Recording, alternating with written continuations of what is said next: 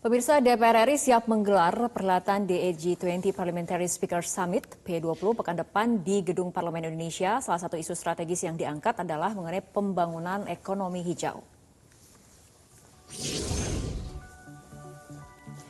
DPR RI akan menunjukkan komitmen Indonesia dalam mencapai tujuan pembangunan berkelanjutan atau Sustainable Development Goals (SDGs) yang menjadi agenda dunia. Salah satunya adalah strategi pembangunan ekonomi hijau dan rendah karbon untuk mengurangi emisi. DPR juga siap menunjukkan aksi telah dimulainya penerapan berbagai kebijakan yang ramah lingkungan atau Go Green. Salah satunya dengan pembangunan pembangkit listrik tenaga surya atau PLTS di gedung DPR.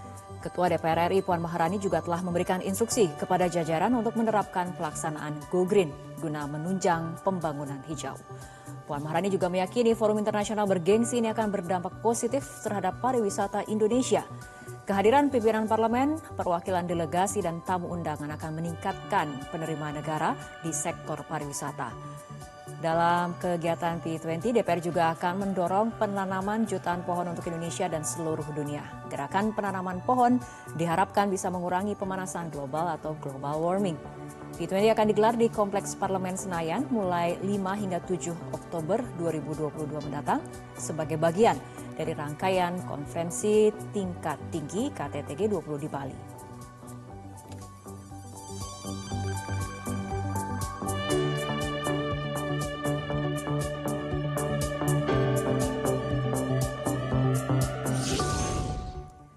Pemirsa, DPR RI akan menyelenggarakan kegiatan G20 Parliamentary Speakers Summit atau P20 pada 5 hingga 7 Oktober 2022 untuk mengetahui bagaimana persiapan pelaksanaan Parliamentary Speakers Summit atau P20 ini. Sudah bergabung Bapak Fadlizon, Ketua Badan Kerjasama Antar Parlemen, dan Bapak Indra Iskandar, Sekjen DPR RI. Selamat malam Bapak-Bapak. Terima kasih telah bergabung bersama kami di studio kali ini. Kita ke Pak Fadli terlebih dahulu. Pak Fadli, apa sebetulnya Parliamentary Speakers Summit ini? Jadi terima kasih Mbak Rara. Parliamentary Speakers Summit ini adalah rangkaian dari G20. Dan ini selalu diselenggarakan di antara sidang-sidang dari G20, tapi dari sisi parlemen, karena mereka juga melihat bahwa parlemen ini sangat penting di dalam satu proses decision making dan punya legitimasi yang kuat dari masyarakat, konstituen, dan juga untuk melakukan aplikasi dari berbagai hal yang diputuskan sebenarnya oleh G20. Jadi ini adalah rangkaian karena kita menjadi presidensi dari G20, tentu juga menjadi presiden dari P20. Dalam hal ini Ketua DPR. Dan saya kira ini menjadi menarik karena kita berada di tengah satu tantangan global yang cukup unik. Ya. Ada persoalan climate change, ada persoalan geopolitik, konflik Barat, ya, NATO dengan Rusia, dalam hal ini dalam konflik Ukraina, dan juga ekonomi dunia yang juga mendapatkan tantangan-tantangan khusus.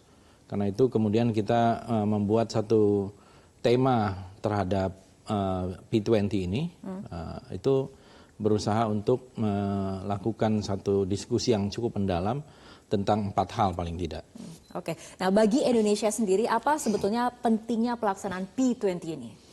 Bagi kita tentu ini menjamin bahwa kita menjadi satu player di sini dan kita juga menggolkan kepentingan nasional, national interest kita di dalam misalnya memitigasi soal SDGs yang terlambat, soal mitigasi soal climate change.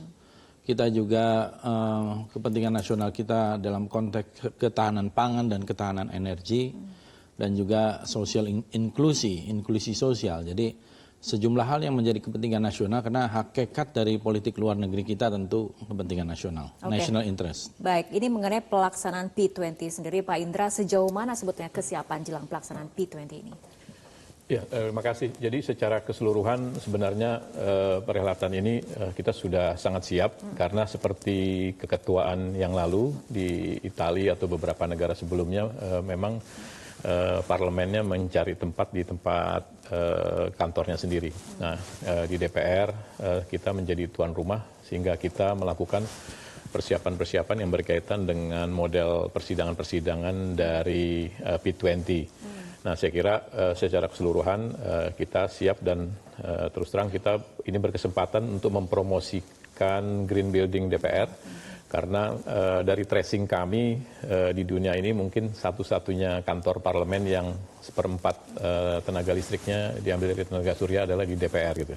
Ini adalah kesempatan Indonesia tidak hanya bicara DPR tapi juga menerapkan PLTS di kantornya. Di samping itu juga untuk delegasi nanti ketua delegasi dan ketua-ketua parlemen akan kita jemput dengan mobil listrik ini untuk menguatkan identitas DPR yang kita berkomitmen untuk melestarikan renewable energy. Oke. Apakah itu juga bagian dari dukungan kesekjenan dalam penyelenggaraan kali ini? Kemudian pemilihan tempatnya di Jakarta, tidak di Bali seperti IPU kemarin? Ya, salah satu pemilihan tempat di Jakarta seperti saya sebutkan tadi bahwa ini DPR ini sebagai bangunan heritage kita akan juga promosikan kepada delegasi parlemen-parlemen dunia.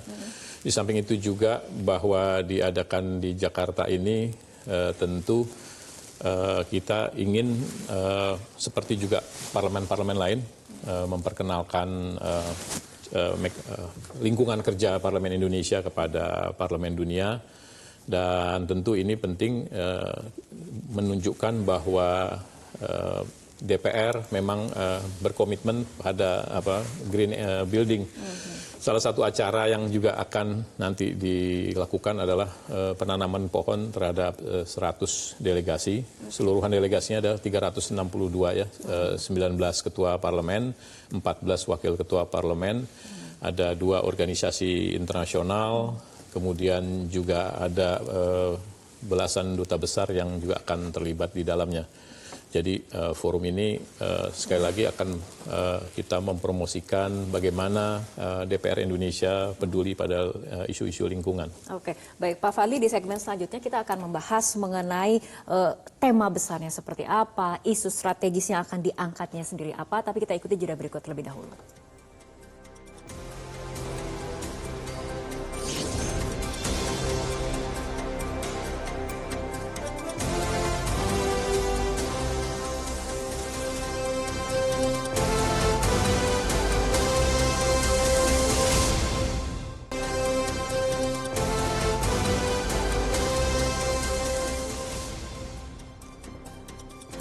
Pemirsa, kita akan lanjutkan kembali perbincangan. Pak Fadli, dalam perhelatan P20 kali ini sebetulnya tema besarnya itu apa dan kemudian isu strategis yang diangkat itu akan apa?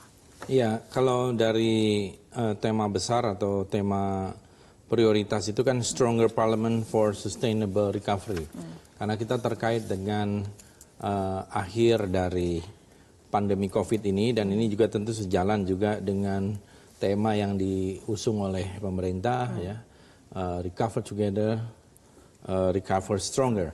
Nah, tetapi di dalam pembicaraan antar parlemen kita akan membicarakan hal-hal yang lebih spesifik, misalnya tentang isu SDGs dan ekonomi hijau, percepatan SDGs, karena itu yang pertama. Karena dalam 2 tahun lebih pandemi COVID ini telah menghambat tentu saja upaya-upaya untuk mencapai target-target SDGs.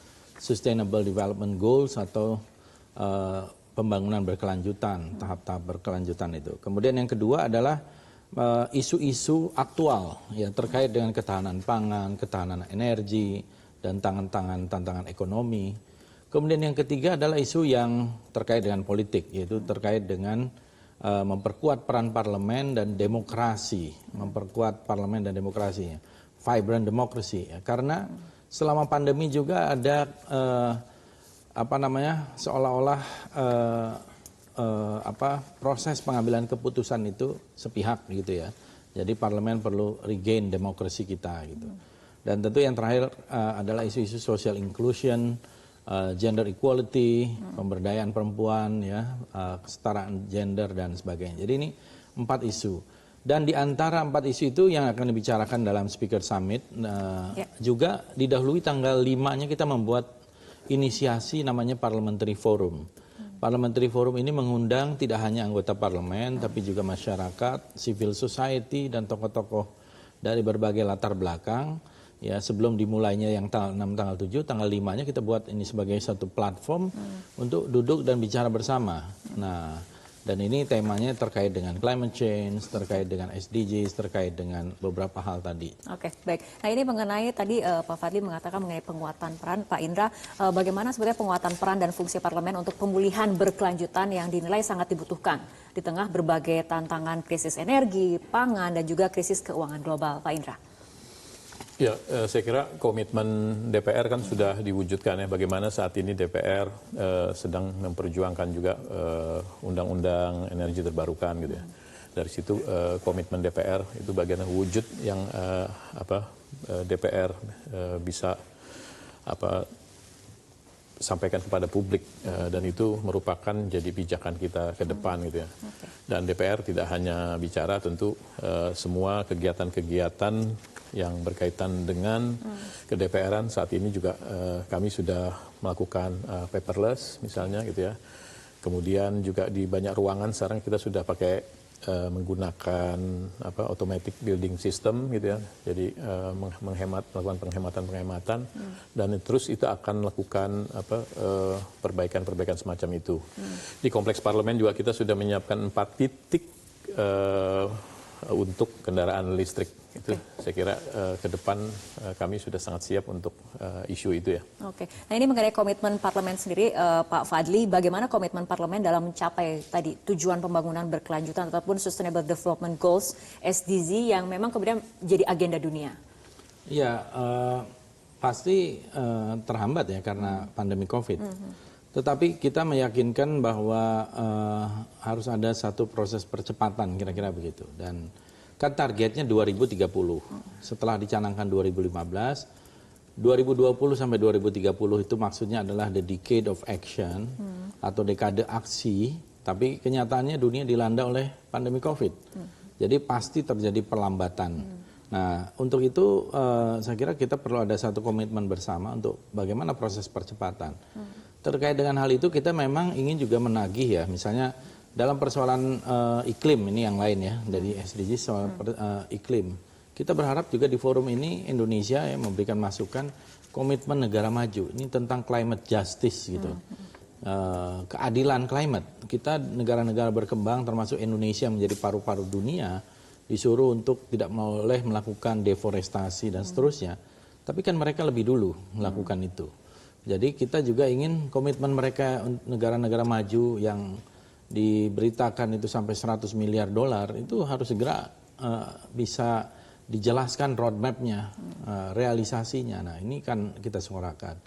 Termasuk di WTO, kemudian juga Financial Intermediary Fund ya sebagai wadah kerjasama finansial mendukung pemulihan pasca pandemi dan lain-lain. Jadi kita tidak ingin ini hanya sekedar bicara-bicara saja, tetapi bagaimana ini menjadi satu paling tidak langkah untuk menuju ke realisasi dari komitmen-komitmen dan pembicaraan-pembicaraan itu. Oke, nah ini kan P20 ini akan menjadi agenda ataupun forum internasional. Di tahun ini saja Pak Indra, DPR ini sangat sibuk dengan agenda internasional, seperti ada forum parlemen dunia juga seperti itu yang dilakukan. Sebetulnya apa target dari berbagai agenda internasional ini? Ya, saya kira seperti saya sebutkan sudah dijelaskan oleh Pak Fadlil tadi bahwa untuk tuan rumah P20 ini kan bagian sebenarnya keketuaan Indonesia, presidensi Indonesia di G20.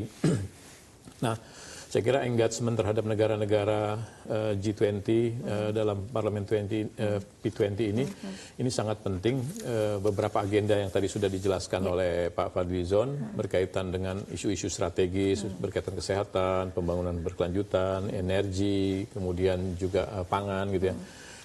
Di samping isu-isu lain tentang HAM itu akan penting diperjuangkan karena itu nanti bagian dari komitmen DPR mewujudkan pembangunan berkelanjutan.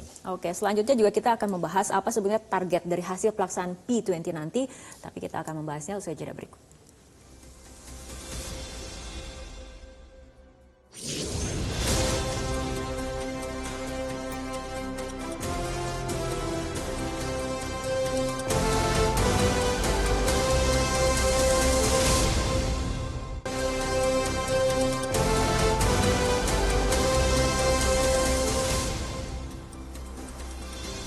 Pemirsa, kita akan kembali melanjutkan perbincangan. Pak Fadlizon, sebagai tuan rumah, ini kontribusi apa saja sih yang dilakukan Indonesia dalam pelaksanaan P20 kali ini? Ya, selain tentu isu-isu substansi dan menyiapkan satu platform untuk kita bicara hal-hal yang strategis yang tengah kita hadapi bersama, tadi tantangan-tantangan ketahanan pangan, ketahanan energi, tantangan-tantangan ekonomi global yang katanya akan kita segera mengalami resesi. Dan ini adalah satu praktik dari diplomasi parlemen, dalam hal ini BKSAP sebagai ujung tombak dari parliamentary diplomasi di DPR, Badan Kerjasama Antar Parlemen. Ya, kita tentu ikut mendukung dan menyiapkan substansi platform dari P20 ini untuk langsung mengarah kepada hal-hal yang memang kita hadapi, bagaimana solusinya. Termasuk kalau kita lihat karena namanya parliamentary diplomasi itu fleksibel dan parlemen itu mendapatkan dukungan legitimasi kuat dari rakyatnya dan juga tahu bagaimana keinginan-keinginan konstitusinya. Kita juga mengundang misalnya kalau Rusia kan bagian dari anggota G20, tapi sebagai guest of the host itu juga ada undangan kepada pihak Ukraina, parlemen Ukraina. Kebetulan saya menjadi anggota task force dari IPU, Interparliamentary Union, mewakili Asia Pasifik. Hasil dari IPU di Bali ketika itu untuk misi perdamaian parlemen dalam konflik Rusia dan Ukraina. Ada 8 orang mewakili dunia. Nah, saya pergi ke Kiev dan juga ke Moskow pada bulan Juli bersama 6 anggota tim lainnya. Dan kita undang juga dari pihak Ukraina untuk hadir dan akan hadir. Kita ingin mencoba mendudukkan ya, meskipun eskalasi beberapa hari belakangan ini berubah gitu ya.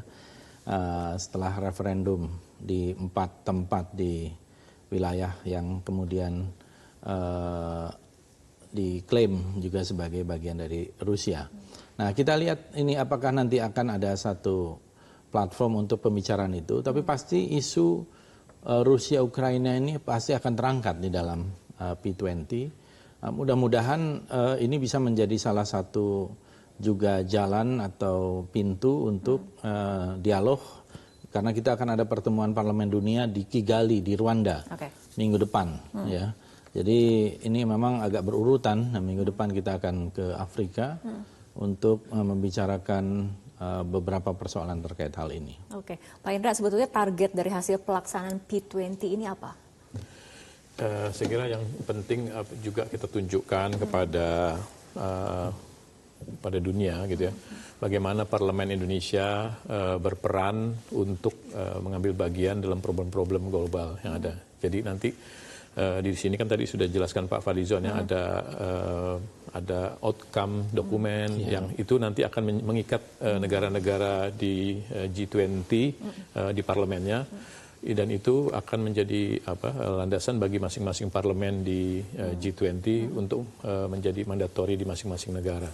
Jadi tentu kegiatan itu juga akan terus berlanjut di negara-negara selanjutnya.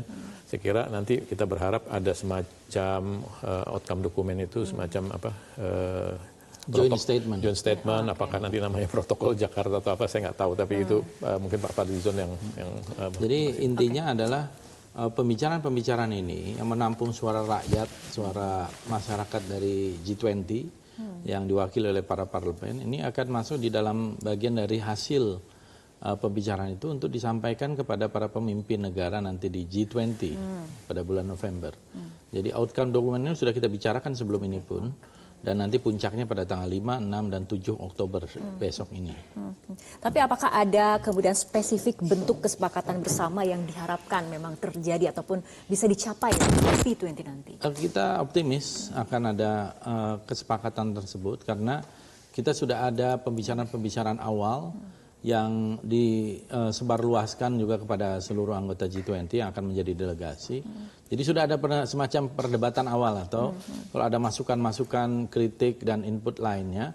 Dan nanti akan finalnya nih yang akan dibicarakan mulai dari tanggal 5, 6, dan 7. Hasilnya adalah untuk semacam joint statement dan dibawa ke G20 meeting di Bali pada bulan November. Oke, Pak Indra mungkin ada tambahannya mengenai harapan ataupun target ini? Ya, tentu kita berharap dukungan dari masyarakat Indonesia, khususnya Jakarta ini, untuk kelancaran acara P20 di DPR yang akan berlangsung lusa nanti itu, agar semua berjalan lancar. Kita memberi dukungan karena ini yang dilakukan ini adalah seluruh parlemen untuk memperjuangkan isu-isu aktual di dunia saat ini. Saya kira itu. Pak Fadli, harapannya? Ya, harapannya ini bisa menjadi semacam stepping stone ya untuk memberikan atau mengurai solusi dari persoalan kompleks multikrisis dunia sekarang ini gitu. Dan kita berharap ini bukan hanya menjadi tempat untuk sekedar omong-omong saja, tapi juga istilahnya itu walk the talk gitu ya. Dan kita harapkan bahwa nanti melalui P20 peran Indonesia akan semakin banyak didengar. Terutama parlemen Indonesia kan bagian yang besar dari masyarakat demokrasi dunia sekarang ini. Baik, kita harapkan pelaksanaan P20 ini akan berjalan dengan lancar, target yang memang dicita-citakan tercapai, ada kesepakatan bersama di antara negara-negara seperti itu yang kemudian akan menghasilkan sesuatu yang konkret seperti itu ya, walk the talk. Baik, terima kasih Pak Fadlizon dan juga Pak Indra Iskandar telah berbincang bersama kami malam hari ini dalam Prime Time News. Dan pemirsa, perbincangan tadi menutup perjumpaan kita dalam Prime Time News untuk malam hari ini. Mewakili kerabat kerja yang bertugas, saya Fitri Megantara, mengucapkan terima kasih atas perhatian Anda. Selamat malam, sampai jumpa.